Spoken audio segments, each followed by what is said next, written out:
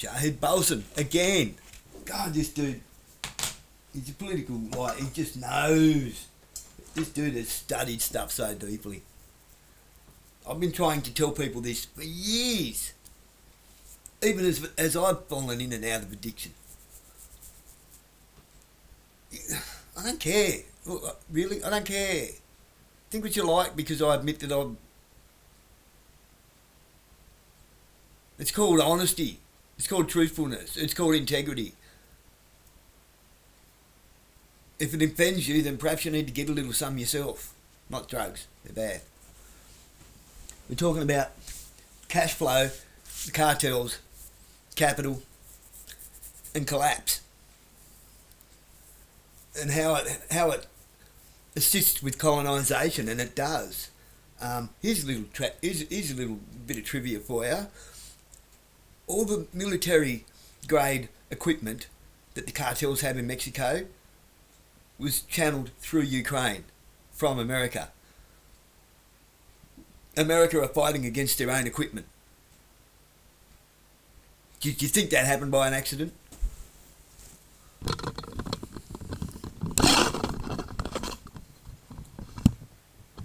Government depends on the drug trade.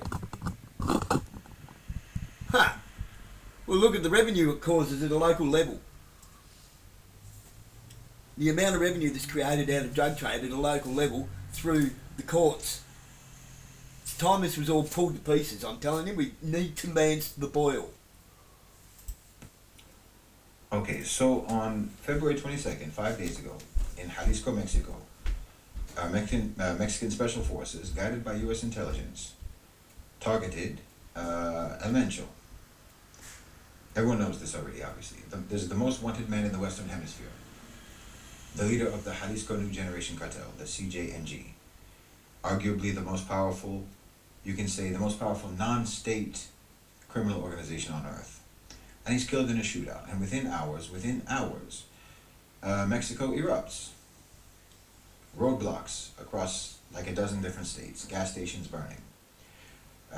Vehicles burning on the highways. Guadalajara is shut down. A city of like 5 million people. They're supposed to host the World Cup.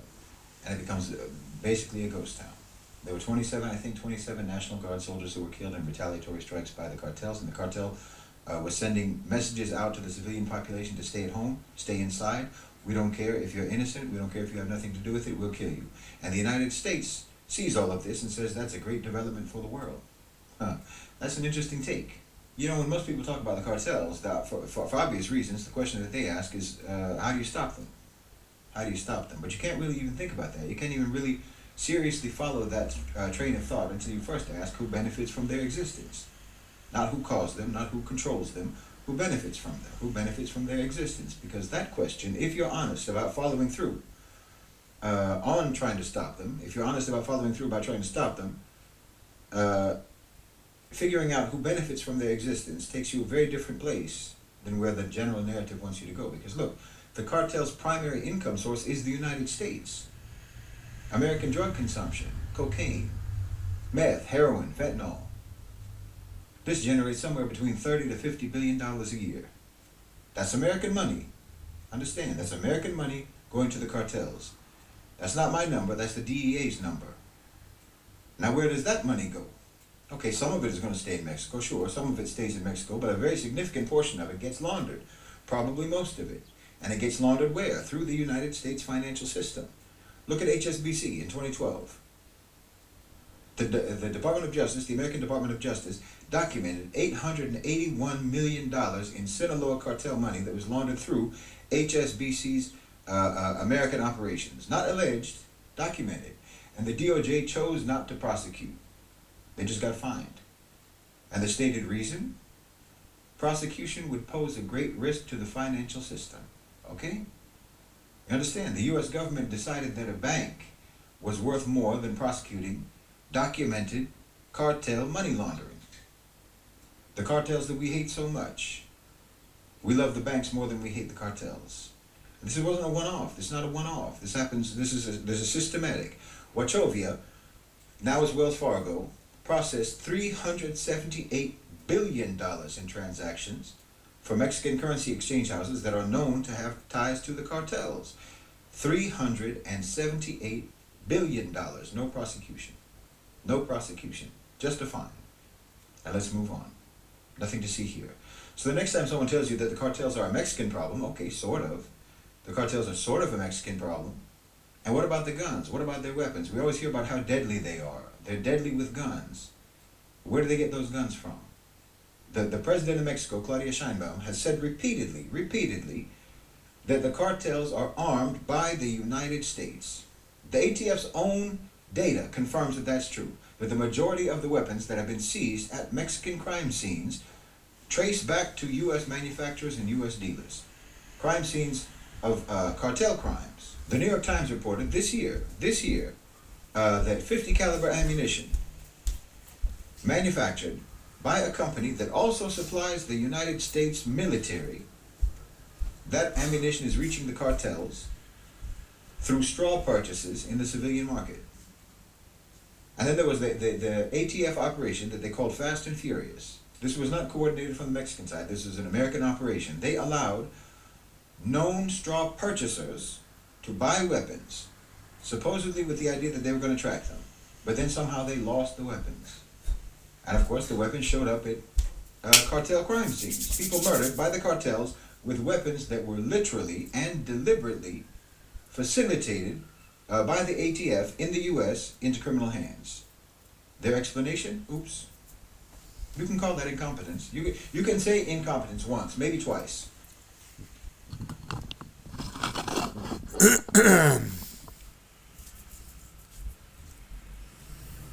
Through this, I reckon you'll come to a little bit of a realisation out of this.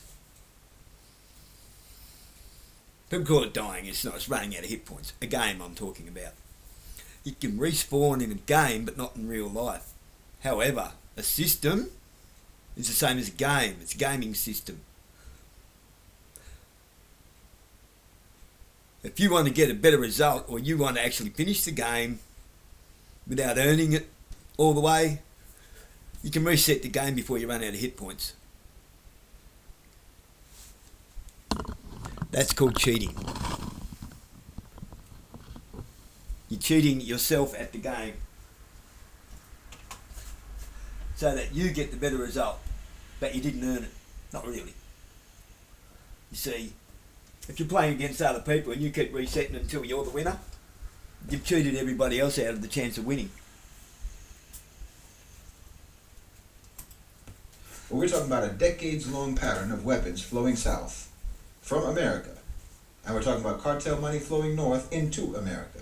And the United States enforcement apparatus, whichever department you're talking about, consistently finding reasons not to close the channels of the weapons going down or the money coming up. As in so many other cases where the United States, where the outcomes of United States policies are counter to the rhetoric that they use about what their policy goals are, the excuse is always incompetence. It's always incompetence. It's always oops. That's an implausible excuse, at least to me. Especially when the alleged incompetence is never followed by institutional changes to improve, to make sure that that incompetence doesn't happen again. It keeps happening over and over and over again. At some point, a pattern cannot be honestly understood as a mistake. It has to be understood as a policy. When it's a pattern, when it becomes systematic. Look at the case of Garcia Luna, Mexico's Secretary of Public Security under Calderon, President Calderon. This man was the equivalent of FBI Director and the Homeland Security Secretary combined. This was the power that he had. This was the importance that he had, the authority that he had. He was the United States' most trusted partner in Mexico in terms of security. His agencies received hundreds of millions of American dollars, U.S. dollars. The U.S. trained his units. They shared intelligence with him. And all the while, all the time that this was happening, he was simultaneously on the Sinaloa cartel payroll. Oops. Another oops. And the DEA knew about this. The DEA knew about this. They had intelligence on his cartel connections all the way going back 20 years, from the early 2000s. At least a decade before anyone acted. A decade during which he continued to receive American funding, receive American training, receive American intelligence. And he continued to funnel all of that to the Sinaloa cartel. Now you tell me, is that bureaucratic failure? Is that interagency communication breakdown? Is that incompetence? Like I said, I'll give you that excuse once, maybe twice, maximum 3 times. But this is the same pattern that keeps appearing. And you can go back all the way to the Kerry Committee, back in 1989, when American officials documented that they knew that Contra supply networks in Nicaragua were running cocaine into the United States. The Contras that they were funding, that they were supporting. That's in the congressional record. That's not conspiracy. That's not conspiracy theory or conspiracy literature. It's in the congressional record.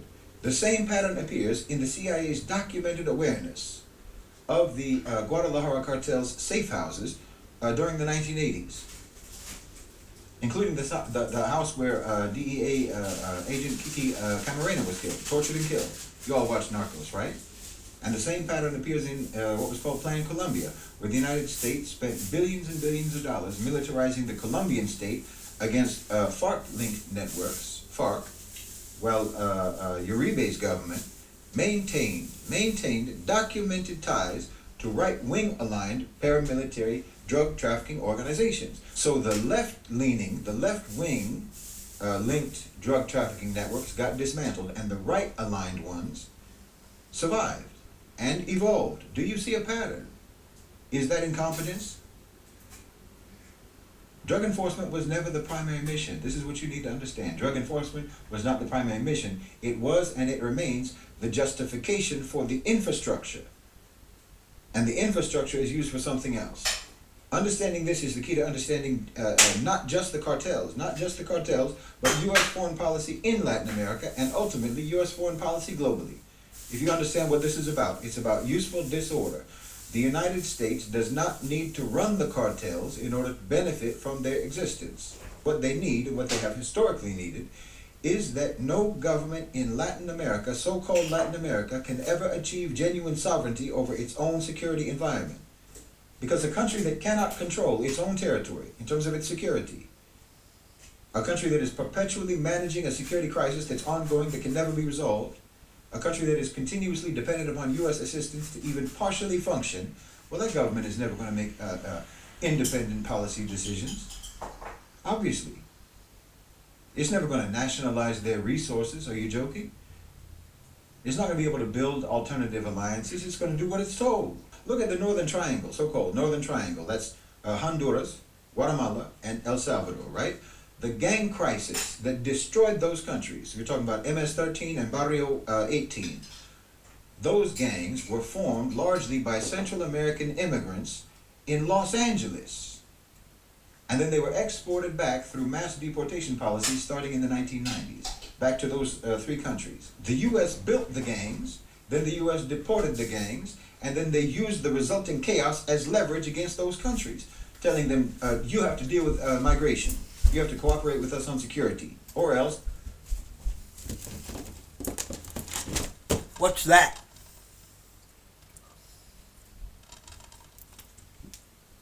What's that? Two of those locals trying to recruit people to form a gang. It's a kids movie. And they recruit Short Circuit. That was redone again in the South African movie called Chappie. Chappie!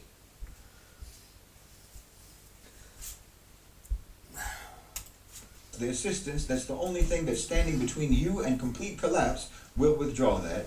Okay, look in Mexico. Again, back in Mexico. The Merida Initiative. They transferred over $3 billion to a government apparatus that was structurally compromised at the highest level, as the Garcia Luna case proved. You understand? The cartels that had U.S.-aligned political protection thrived, and the ones that didn't were the ones that got targeted. If you weren't playing ball with the Americans, then you got targeted. And then the disorder is just managed, not eliminated. You can see that the cartels serve the U.S. strategy of managed disorder in at least 4 specific ways. They prevent state consolidation.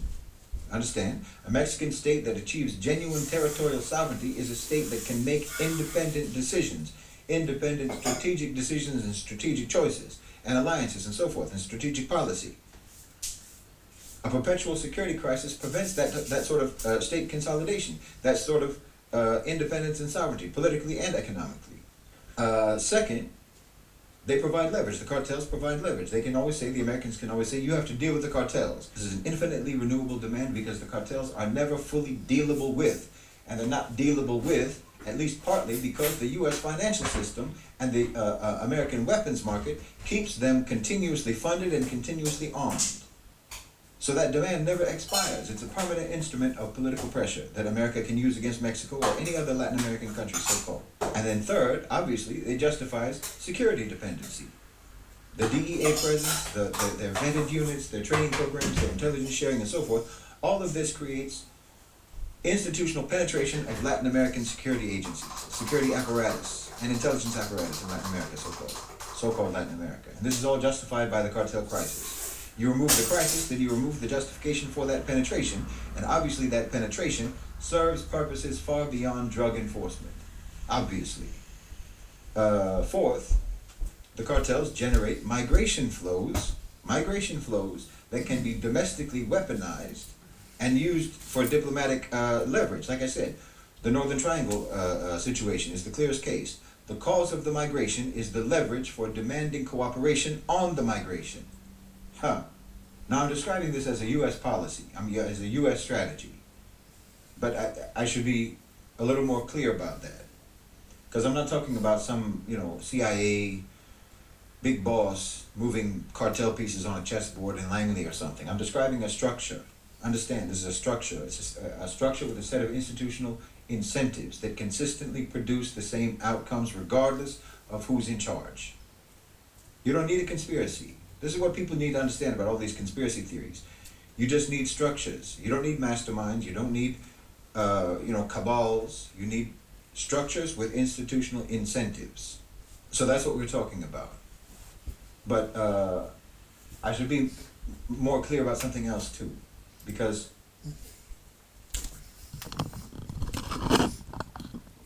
Lee, Pauline, Scott Challen, all you people, all the people that are bandwagoning on things, take note of this. I've known this for years.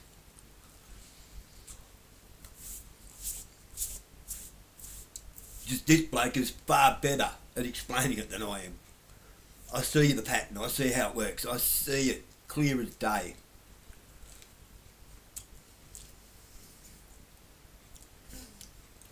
As clear as this here bit of corned beef, cheese, garlic and relish with scrumdiddlyumptious.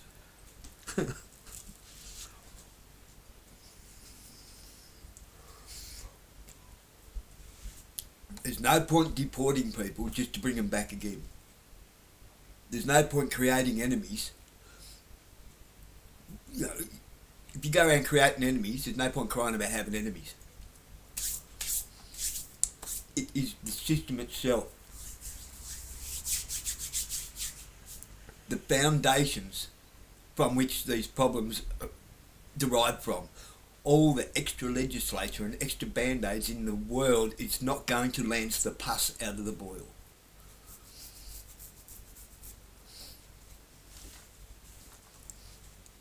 We need a proper reset, not one where you reset before the end of the game, just so you can keep the same game going. Right?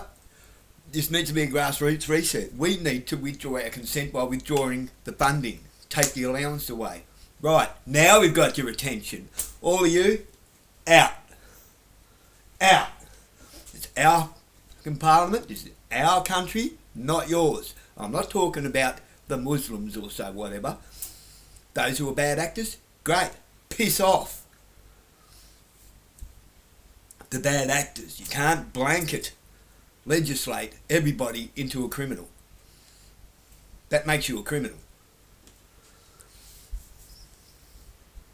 The people that are benefiting, cubano, the people who are benefiting from these things being in place, out in your ass. Where? I don't know. On a chain gang busting rocks for all we care. No, we can't go hanging people and putting heads on pikes. It's not the answer. We may as well do it. We may as well go with them. It changes a person. That sort of mentality is not. It's not a solution. That's just a new problem. As long as we keep that mentality, the problem keeps continuing because people get far too comfortable with capital punishment and the dark triad: narcissism, psychopathy, and I've lost it. Machiavellianism. Right, let's get back on with it. This is not bullshit. It's not propaganda. This is an analysis. Describing it as a U.S. strategy, the strategy of managed disorder, is also a bit imprecise because the question has to be asked. So who is the U.S.? When we talk about the U.S., well, everyone who watches Middle Nation, or if you've been watching Middle Nation for any length of time, then you know that we talk about the owners and controllers of global financialized capital, the OCGFC. This is who we're actually talking about. You know that we distinguish also two factions within the OCGFC. Because this distinction is key. If you don't understand this distinction, you won't understand something very important. You have to understand this distinction in order to understand everything that's happening right now. The first faction is what I call the A-National OCGFC. The transnational financial and corporate interests, the corporate elite, or whatever you want to call it, the BlackRocks, the Vanguards, the sovereign wealth funds, private equity networks, and so forth. These have no meaningful national loyalty to anybody. Their assets are global. Their tax optimization is global. You understand? Their investment framework is global. So when Larry Fink, for example, Larry Fink at BlackRock, when he talks about transitioning their investment towards emerging markets, towards the global south and whatnot, this isn't an ideological position. He's talking about... Oh, by the way, BlackRock, all of their capital gains investments and investment strategies and how that they acquire land and how they devalue places and so forth and so on, that has been operating from an AI program since at least 2010. It's a mathematical AI program. Yeah.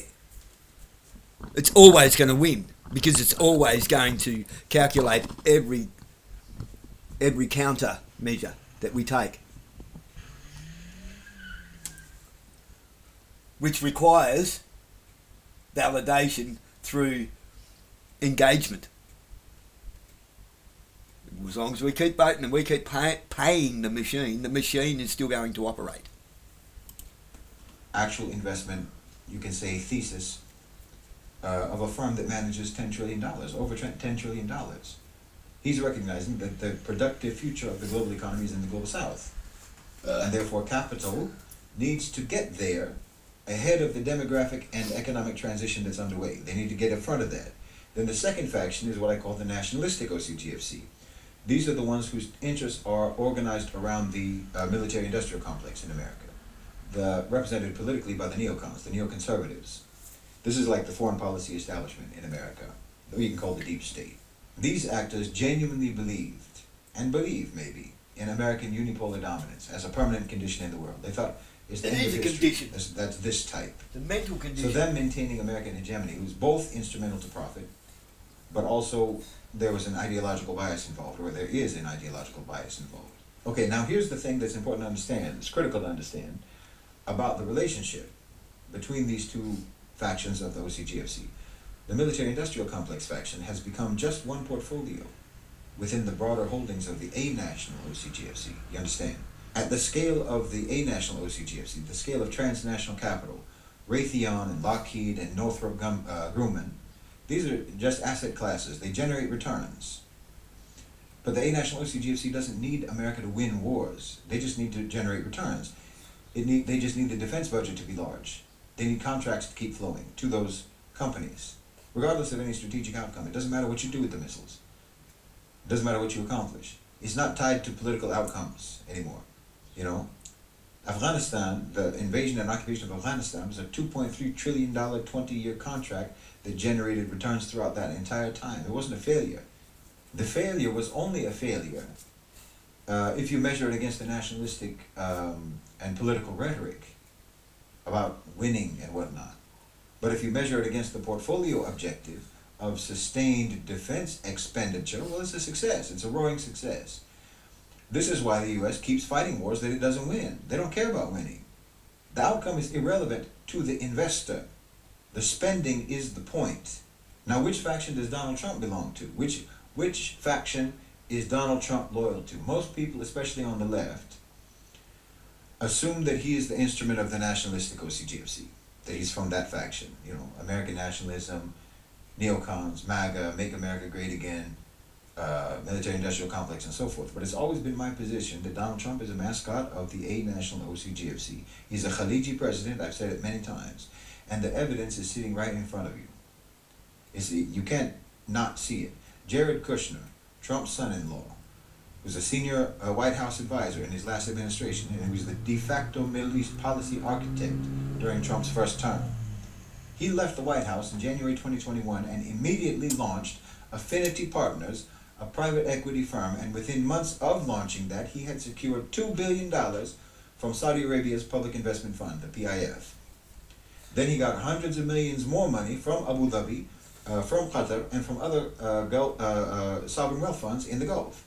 He's collected over $157 million in management fees alone from foreign clients, including $87 million from the Saudi government, the government of Saudi Arabia, while generating, listen to this, while generating zero return on investment as of 2024.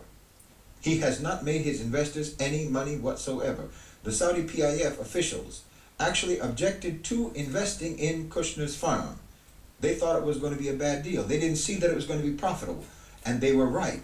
But they were looking at it commercially, which is not the way that Mohammed bin Salman was looking at it. And he personally overruled them and said, no, we're going to make this investment, because he's not looking at it as a commercial investment.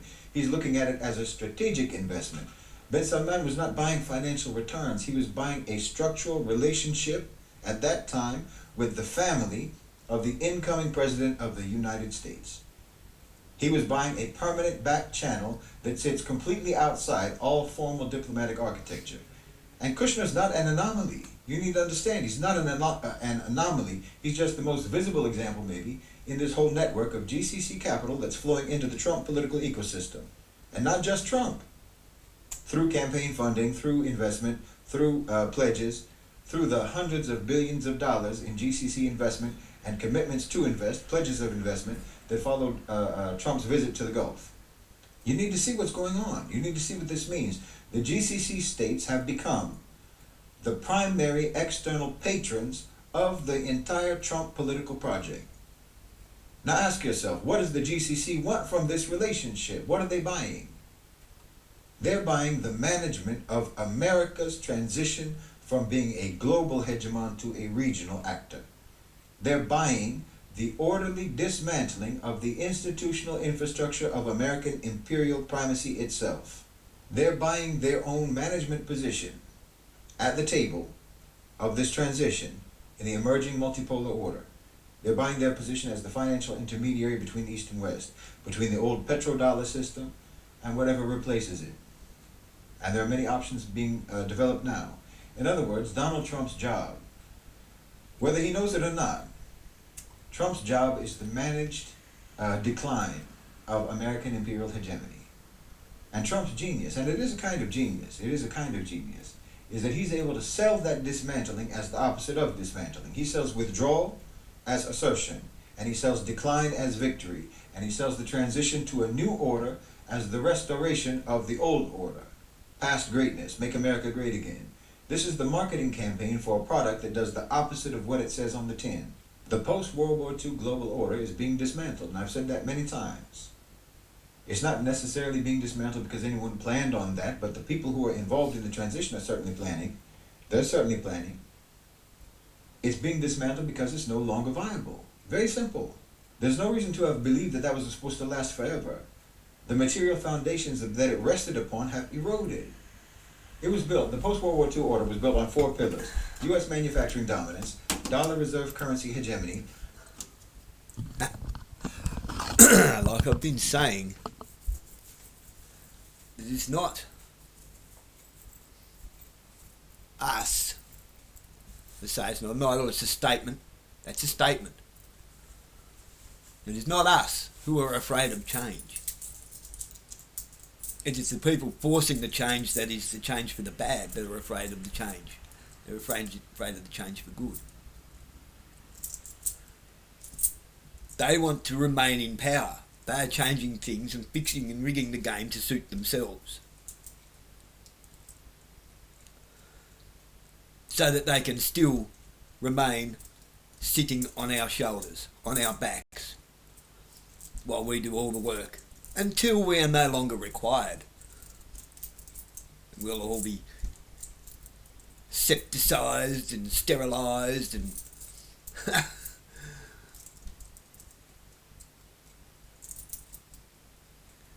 dematerialised through materialisation.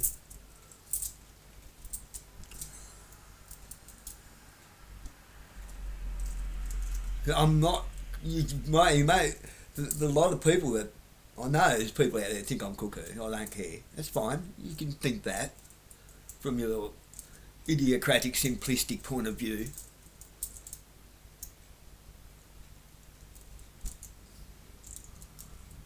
See, because I'm not overeducated, I chose to be intelligent instead.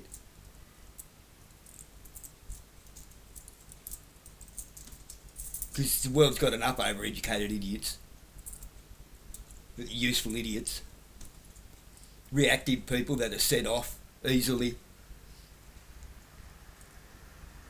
You see, I'm just going to name it straight up here, which get down to our little level of nothingness here in Burnie. What, do you think that the 1 hour workshop is the only workshop they have in council? Do you think that there aren't people left out of the loop in other little private meetings while they're at work, measuring out metres of rubber and cutting it? I don't mean to be a smart ass about that, Trent, but do you think that they're not actually using you? They're using you, mate. Why do you think you wasn't privy to the girl coming into the council meeting asking if we can have Islamic prayer as well as Judaic prayer in a Christian society?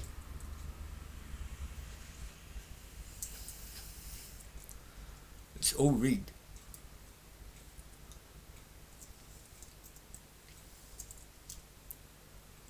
You see, do you think that there's not higher levels of Freemasons manipulating lower levels of Freemasons?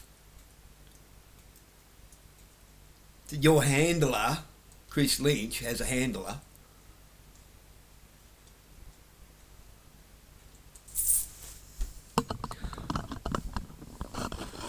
What, do you think Conzi's still not the boss of Burnie? Ha! Come on. Of course he is. He just needed to lay low for a while. America's overwhelming military superiority, and most crucially, a demographic dividend that gave the United States and gave its allies a productive, consuming population. A population that the rest of the world also needed access to. Now all four of those pillars are going or gone. Manufacturing is in China now. China is now the world's manufacturer, full stop. That's irreversible. Dollar hegemony is declining. BRICS payment systems are being developed. Bilateral currency agreements are happening. The petro-yuan is a thing. Okay, they're not dominant yet, but the trajectory is clear. Every time that the United States weaponizes the dollar, every SWIFT transaction or exclusion from SWIFT, every unilateral sanction, all of this accelerates the development of infrastructure that will route the way around it for other countries so that you can't punish us. So we don't need your dollar, we don't need your SWIFT, we don't need your financial system. Because if you're going to always use your financial systems to weaponize, you're always going to weaponize your financial systems, we'll find other ways, we'll find alternatives. Thank you very much. And in terms of military superiority, okay, this is very dubious. Okay, it's still formidable, sure. They have some raw destructive capacity, but they're increasingly unable to ever even translate that in any way whatsoever into any sort of political outcomes. Afghanistan, Iraq, Syria, even with Maduro, They can't act unilaterally anymore. And like I say, the most crucial thing is the demographics. This is the foundational reality that makes everything else inevitable, the transition inevitable. Europe's fertility rate is approximately 1.5. That's well below replacement. The United States, if you subtract immigration, without immigration, it's 1.6, barely above Europe. South Korea is like below 1, it's 0.7. That's the lowest for any significant economy that has ever seen. Now look at the other side. Nigeria is going to be the third most populous country in the world by 2050. India already surpassed China in terms of their population, and their population has a median age of 28. The population of sub-Saharan Africa is going to exceed China and Europe combined within 30 years.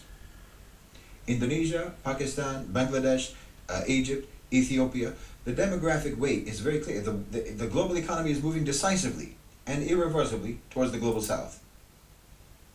Everyone can see this, and they're responding to that. From the perspective of the A National OCGFC, this is just a reality to navigate. This is not some big problem. Where are the consumers for the next 50 years? The global south. Where's the labor force for the next 50 years? The global south. So where does capital need to go? Where do they need to be positioned in order to capture returns in that 50-year horizon? The global south. Now, what replaces the unipolar American order that lasted for a blip of history? A multipolar world. A multipolar world, which is going to be organized around regional hegemons. China in the east and Central Asia. India maybe in the south, in South Asia. Russia is managing Northern Europe and the Caucasus. The GCC, Turkey and Egypt, managing the Middle East. These are the hegemons of the Middle East and North Africa. What more do you need? This bloke clearly has more intelligence in his little finger than people like Barnaby Bloody Joyce has. In his whole bulbous, drunken, bloody, pickled brain.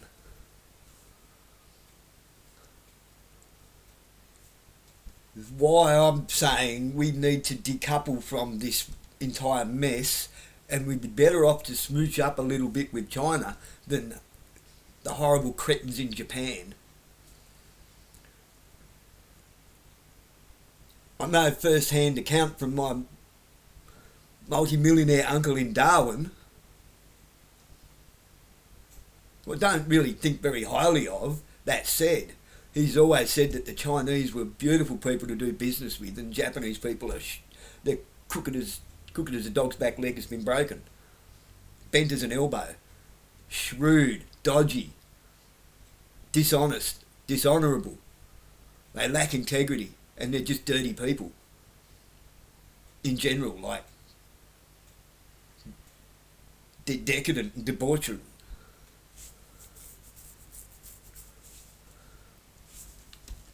We'd be better off hooking up with the BRICS nations, I'm telling you.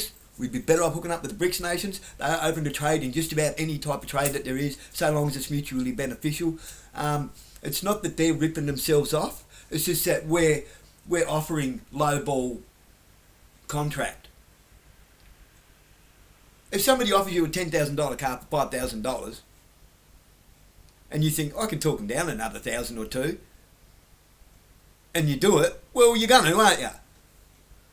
We have people that are not great at negotiating when it comes to international trade. That's our problem.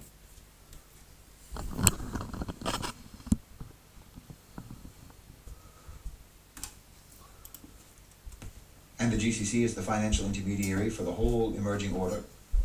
In South America, probably Brazil is anchoring the Latin American bloc. And then you have a contracted United States, a receding United States, that's managing what they can actually hold, trying to manage what they can actually hold, the Western Hemisphere roughly. But it's on terms that they're not dictating, they have to negotiate terms. Understand, this isn't a future scenario I'm talking about. This is a present reality that's being managed into existence right now. Now let's bring it back to the Americas. The historical relationship between the United States and so-called Latin America, Central and South America, was extractive in the direct sense, in the sense that we all understand. United Fruit Company, Standard Oil, Copper in Chile. American corporations went in. I mean, this is what we all know about the economic hitman. They went in, they took the resources and repatriated the profits. And the U.S. state was the enforcement for American capital in Latin America, so-called. Okay? But what's happening now is categorically different. The U.S. is no longer primarily seeking to extract from Latin America for themselves. They're seeking to be the toll gate. You understand? The toll gate. To manage the delivery of and the access to Latin American resources for others. Like for China. Look at the Venezuelan operation. Trump kidnaps Maduro, and then he immediately makes an oil deal with Maduro's own successor, his own vice president, Delcy Rodriguez. He didn't install the Democratic opposition, the Machado or whoever. He doesn't take the Venezuelan oil. He takes the right to determine who gets Venezuelan oil and on what terms. That's very different from actually taking the oil. Venezuelan heavy crude requires specific refining capacity. I've talked about that when I talked about Maduro's situation. What they took from there is going to Saudi-owned refinery infrastructure in Texas, coincidentally. So in other words, Trump repositioned Venezuela within an energy architecture that benefits the Gulf capital interests. Gulf capital interests that are embedded in his own family's financial structure, his own family's financial interests. This is not a hegemon that's extracting. This is a toll gate operator. Exactly. It's come back to what I've been trying to tell people for the longest time as well. They don't even want to let me say it at a council meeting regarding Marinus. It's going straight across the top of, I think it's the third largest natural petroleum basin, crude oil basin in Australia, in the Bass Strait. It goes from basically New South Wales almost right up into the Great Australian Bight. It's huge. Under King Island. Yeah. Don't tell me that they're not going to put a data centre on King Island. It's all about the fibre optics and the data and the energy transfer. To what? I'm telling you, Victoria doesn't need it. Undam the Murray-Darling Basin. Tell China, okay, you want to use that land? Use that land for an Australian product, not cotton. We will let you use that land. You have a lease, but now we're just going to change the terms of the lease. The lease still remains, but grow something that's beneficial to Australia, not cottonseed oil. It's bad for us. You undam that so that they can grow a crop that doesn't rely copious amounts of water. You see, what are we looking at in the future? With that dam, will they use that water for a data centre? Will that cottonseed oil, turn into a data centre, which they need copious amounts of water, which pollutes big time, in order to keep that data centre running cool enough to operate in a hot area of the country? One must look 10, 20 years into the future to see the pieces, how they lay. There are plans that have been drawn up that will work for power generation, hydroelectric power generation down through the Murray, which will also re-energise the water and allow the farmers to irrigate out of it again. But Barnaby Joyce went along to get along on that. Yeah, his pocket grew fat too.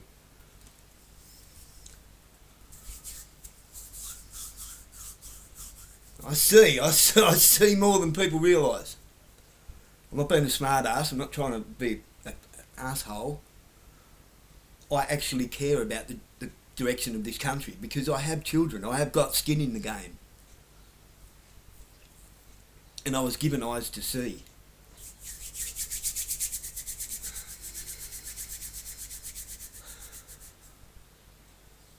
We need to get... Greens MP is right, we need to get rid of Pine Gap. We need to get rid of Pine Gap. We need to get the American bases out of Australia.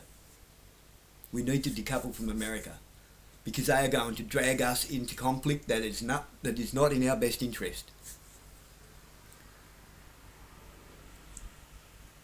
One has to know the fact that there is everything that is being built in Jerusalem and is being built in the United States at the moment by Larry Ellison has already been built in China by Larry Ellison.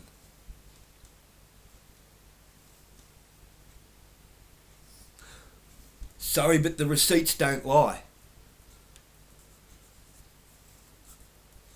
I'm talking databases, I'm talking all the security surveillance systems. The military surveillance and security systems. Larry Ellison has the button.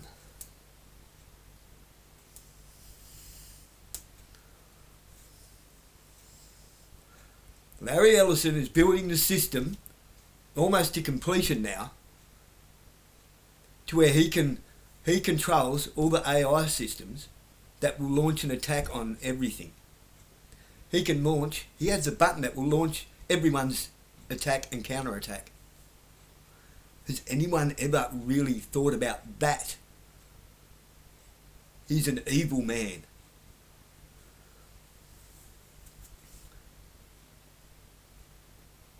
No point whinging about, oh, they're taking their guns away. What are you going to do with them anyway? Seriously, what are you going to do with them anyway? This is why I laugh at the police while they keep... This is the third time they've suspended my firearms licence for a nothing burger. I know they've been setting me up. I know this. I know I'm being shadow banned. I know this. That's fine.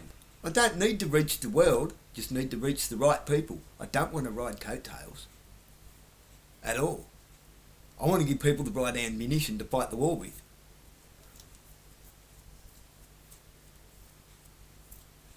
I know how international drug trade and trafficking works. How do I know? I used to live in a caretaker house in Portland in Victoria, which is one of the major drug routes between Melbourne and Adelaide. Yeah, I know things. In my younger days, I was wild, young, dumb, chewing bubblegum. Right? Everything still remains. What do you think murdering Carl Williams was all about? What do you think was happening to me out at my workshop at Haybridge that was under the watchful eye of Dudley, who was an ex-detective from Melbourne during the underbelly days when Carl Williams was murdered? And the bloke tried to murder me with a hammer. What do you think that was all about? I'm still here.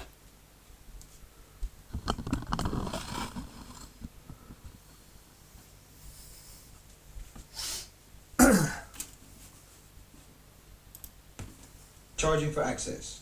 That's what they're doing. And they're doing the same thing simultaneously. Greenland, control of the Arctic shipping routes. Panama Canal, literally a toll gate. Weaponizing SWIFT, that's using a financial toll gate. These are not the moves of a hegemon that intends to manufacture and intends to extract for themselves. They're moving to reposition themselves at choke points. This is what they're doing. And this shows weakness. But here's the profound problem when you use that toll gate model. A toll gate operator who disrupts traffic too aggressively, eventually the traffic is going to find another route. Eventually people are going to go around your toll gate. You understand? This is what China understood. This is why the Belt and Road exists. Every port, every railway, every pipeline that China builds in Latin America is an alternative route around the United States of America's toll gate. And the nearshoring, you know, they were talking about nearshoring of manufacturing. The prospect of Mexico becoming a genuine manufacturing hub for America, a genuine manufacturing hub for American companies. Adjacent production, which would have created a deep structural integration between the two economies, the American economy, the Mexican economy. Okay, this is being dissolved right now by the same dynamics that the U.S. has either generated or failed to prevent: the cartel violence. The violence of the cartels that's making Guadalajara into a ghost town after El Mencho's killing. The security costs are going to be too high. Foreign direct investment is going to... How do you justify that? How do you justify investing in a country that is that you are also simultaneously, you yourself by your policies are setting it on fire? How does anyone trust to invest there now? American companies, I'm saying. He put political pressure on Scheinbaum in Mexico to confront the cartels more aggressively. She did that, and that you have exactly the violence that she predicted, and exactly the kind of violence that makes Mexico inhospitable to American manufacturing investment that supposedly you wanted. Okay, these are not coherent signals. This is not coherent strategic policy. If we're talking about a state actor that is acting in state interests, These are the outputs of different factions even within the government, Treasury, Commerce, DEA, Defense Department, and so forth, domestic political constituencies and so on, the national and the a-national. They're pursuing incompatible goals. But more precisely, these are the outputs of a state whose formal policy apparatus. They say one thing, while the actual interests that are being served say another thing. So result is the nearshoring opportunity closes. Manufacturing is now going to migrate to, I don't know, Vietnam, to India. Mexico gets the violence, but they don't get the investment. And the United States of America gets neither the supply chain security that they wanted, nor the regional economic integration that they say they wanted, that they nominally sought. Like I said, this is not the behavior of a hegemon. This is the behavior of a state that is retracting. And it's a state that it's the behavior of a state that has been captured by interests that do not care if that state succeeds. I've said it many times. What is being done to the United States right now, to large portions of the population in the United States, is what the United States of America did to the rest of the world. That'll be good. That'll be excellent.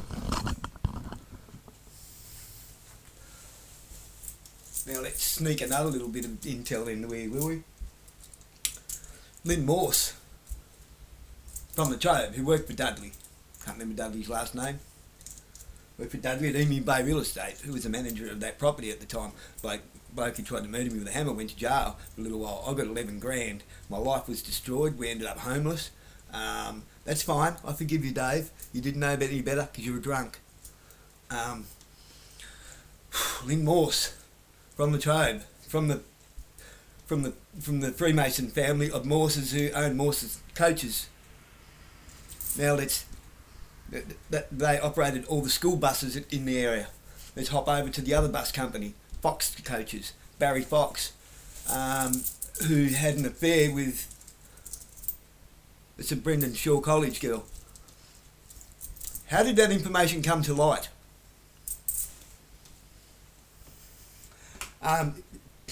Check the books, people.